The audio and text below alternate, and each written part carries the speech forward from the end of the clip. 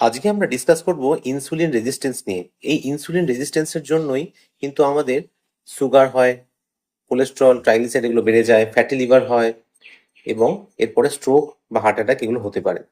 তো কি কি খাবার থেকে ইনসুলিন রেজিস্ট্যান্স সব থেকে বেশি হয় চলুন জেনে নিই। প্রথমত আসি, সব থেকে বেশি ক্ষতিকারক যেটা ট্রান্স ফ্যাট। ট্রান্স ফ্যাটটা কিভাবে হয়? যেটা আমরা বনস্পতি খাই বা অতিরিক্ত ভাজা পোড়া খাই, সেখান থেকে ট্রান্স ফ্যাটটা জন্ম নেয়। তারপরে চলে আসি AG, advanced glycation and product, যেগুলো ভাজা খাবারে অত্যাধিক মাত্রায় পাওয়া যায়। যেমন আমরা যে বিভিন্ন রকম ফাস্ট ফুড চেনের এগুলো খাই, সেগুলো কিন্তু অত্যাধিক এজি রয়েছে। তারপরে চলে আসি ফ্রাক্টোজ।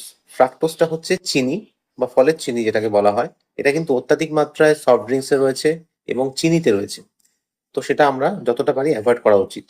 এরপরে চলে আসবো অতিরিক্ত স্টার্চি ফুড বা গ্লুকোজ সমৃদ্ধ খাবার, যেমন অতিরিক্ত ভাত, রুটি, আলু বা সফট ড্রিঙ্কস বা চিনি, এটা কিন্তু আমরা বর্জন করা উচিত। বা অতিরিক্ত মিষ্টি ফল বেশি খাওয়া। তারপরে অ্যালকোহল। অ্যালকোহলও কিন্তু সমান ক্ষতিকারক এবং ইনসুলিন রেজিস্ট্যান্স তৈরি করে।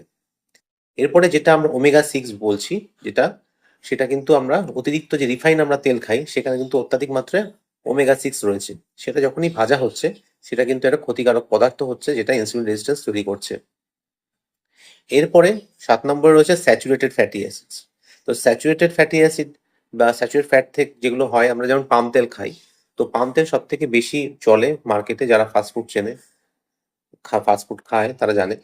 তো এটা সব থেকে বেশি ক্ষতিকারক, কিন্তু এর মধ্যে সব থেকে বেশি স্যাচুরেটেড ফ্যাট রয়েছে এবং এটা বডিতে গিয়ে সেরামাইডস এগুলো তৈরি করে এবং এটা ইনসুলিন রেজিস্ট্যান্স এবং শরীরকে মোটা করে দেয়।